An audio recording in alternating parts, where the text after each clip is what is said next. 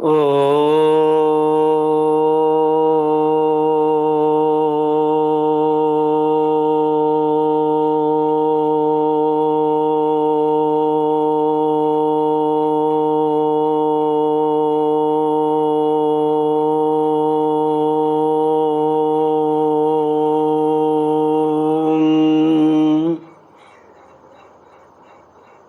श्री गुरुचरण कमलेभ्यो नमः। श्री गणेशाय नमः। श्री सरस्वत्यै नमः। श्री विष्णवे नमः। श्री कृष्ण गोविंद हरि मुरारी, हे नाथ नारायण वासुदेव। श्री कृष्ण गोविंद हरे मुरारे, हे नाथ नारायण वासुदेव। हे नाथ नारायण वासुदेव, हे नाथ नारायण वासुदेव। श्री कृष्ण गोविंद हरे मुरारे, हे नाथ नारायण वासुदेव। ओम नमो भगवते वासुदेवाय। ओम नमो भगवते वासुदेवाय। ओम नमो भगवते वासुदेवाय। ओम नमो भगवते वासुदेवाय। श्री कृष्ण गोविंद हरे मुरारे, हे नाथ नारायण वासुदेव। कृष्णाय वासुदेवाय हरये परमात्मने प्रणतक्लेशनाशाय गोविन्दाय नमो नमः। सच्चिदानन्दरूपाय विश्वोत्पत्त्यादिहेतवे तापत्रयविनाशाय श्रीकृष्णाय वयं नमः। श्रीकृष्णाय वयं नमः। सच्चित आनंद स्वरूप परमात्मा जो सृष्टि के उत्पत्ति, पालन और श्रृंगार करता है तथा जीवों के आध्यात्मिक, आदि दैविक, आदि भौतिक तापों को नष्ट करने वाले हैं, अर्थात जीवों के मानसिक, शारीरिक और भौतिक दुखों को दूर करने वाले हैं, उन श्री कृष्ण भगवान को हम नमस्कार करते हैं। श्री कृष्ण गोविंद हरे मुरारे, हे नाथ नारायण वासुदेव। श्रीमद्भागवत चतुर्थ स्कंद अथैकविंशोऽध्यायः। मैत्रेय उवाच मौक्तिकैकुसुमस्रग्भिर्दुकूलैः स्वर्णतोरणैः महासुरभिर्धूपैः मण्डितं तत्र तत्र वै चन्दना गुरुतो यार्द्ररथ्या चत्वरमार्गवत् पुष्पाक्षतफलैस्तोक्मैः लाजैरर्चिभिर्रचितम्। श्रीमद्भागवत चौथा स्कंद 21वां अध्याय। महाराज पृथु का अपनी प्रजा को उपदेश। श्री मैत्रेय जी कहते हैं, विदुर जी, उस समय महाराज पृथु का नगर सर्वत्र मोतियों की लड़ियों, फूलों की मालाओं, रंग बिरंगे वस्त्रों, सोने के दरवाज़ों और अत्यंत सुगंधित धूपों से सुशोभित था। उसकी गलियां, चौक और सड़कें चंदन और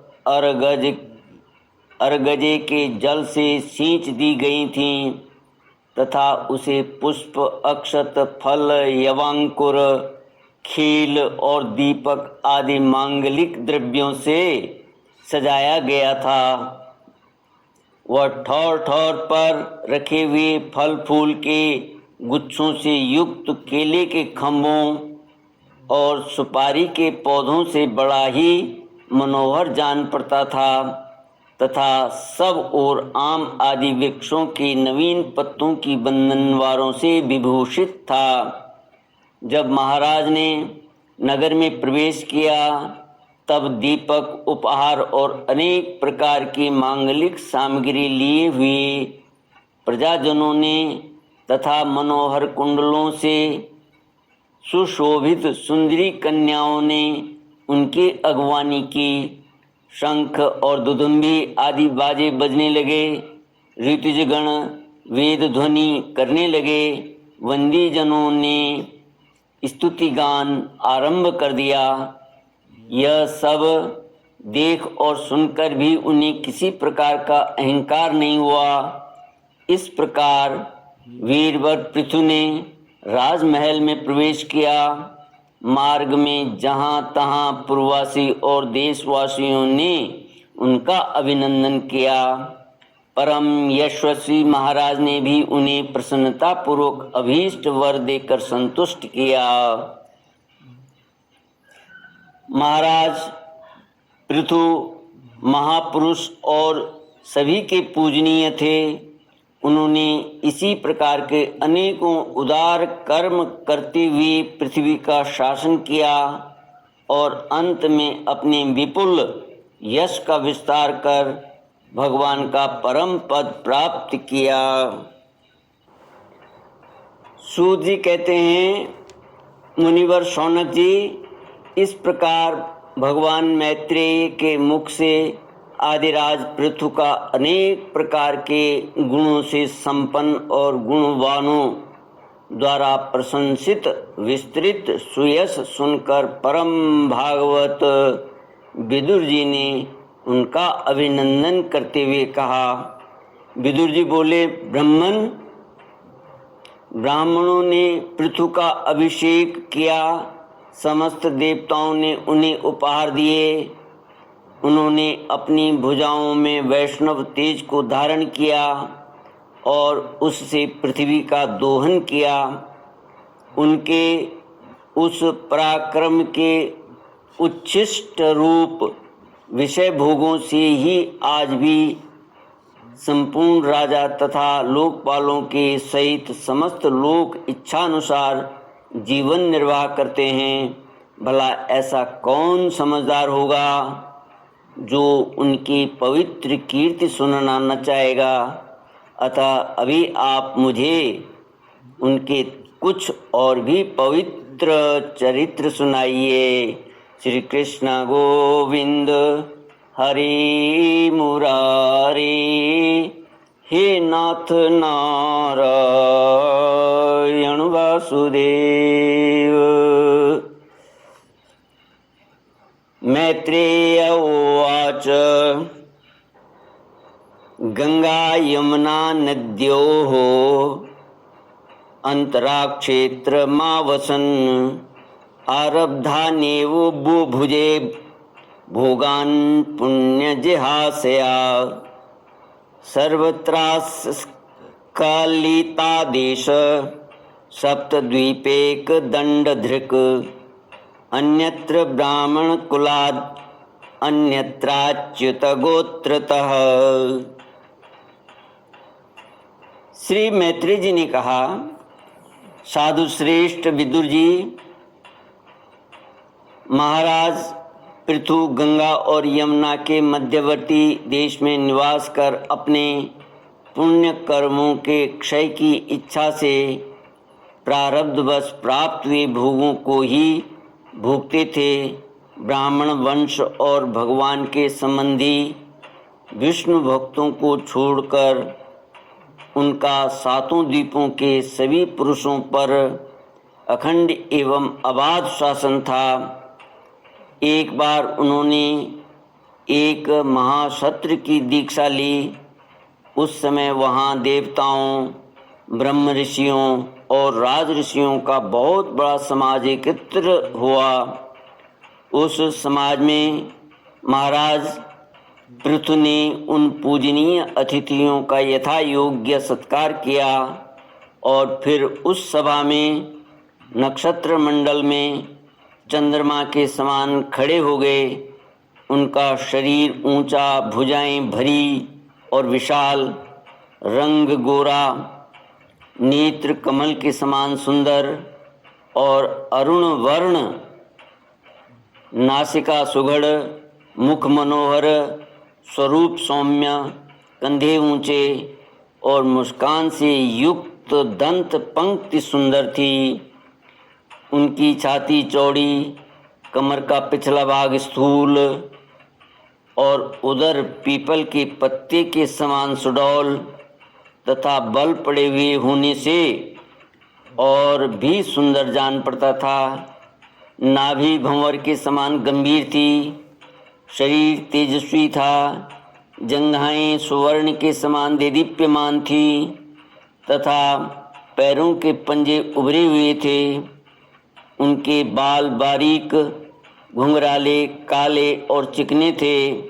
गर्दन शंख के समान उतार चढ़ाव वाली तथा रेखाओं से युक्त थी और वे उत्तम बहुमूल्य धोती पहने और वैसे ही चादर ओढ़े थे। दीक्षा के समय दीक्षा के नियमानुसार उन्होंने समस्त आभूषण उतार दिए थे। इसी से उनके शरीर के अंग प्रत्यंग की शोभा अपने स्वाभाविक रूप से स्पष्ट झलक रही थी। वे शरीर पर कृष्ण मृग का चर्म और हाथों में कुशा धारण किए हुए थे। इससे उनके शरीर की कांति और भी बढ़ गई थी। वे अपने सारे नित्य कृत्य यथाविधि संपन्न कर चुके थे। राजा पृथु ने मानो सारी सभा को हर्ष से सराबोर करते हुए अपने शीतल एवं स्नेहपूर्ण नेत्रों से चारों ओर देखा और फिर अपना भाषण प्रारंभ किया।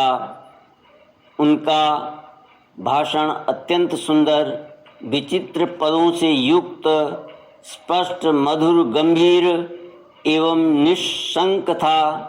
मानो उस समय वे सबका उपकार करने के लिए अपने अनुभव का ही अनुवाद कर रहे हों।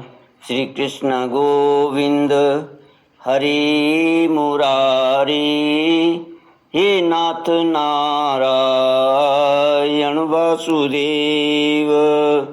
ओम पूर्णमद पूर्णमिदं पूर्णात् पूर्णमुदच्यते पूर्णस्य पूर्णमादाय पूर्णमेवावशिष्यते। ओम शांति शांति शांति। हरि ओम। श्री गुरुभ्यो नमः। हरि ओम।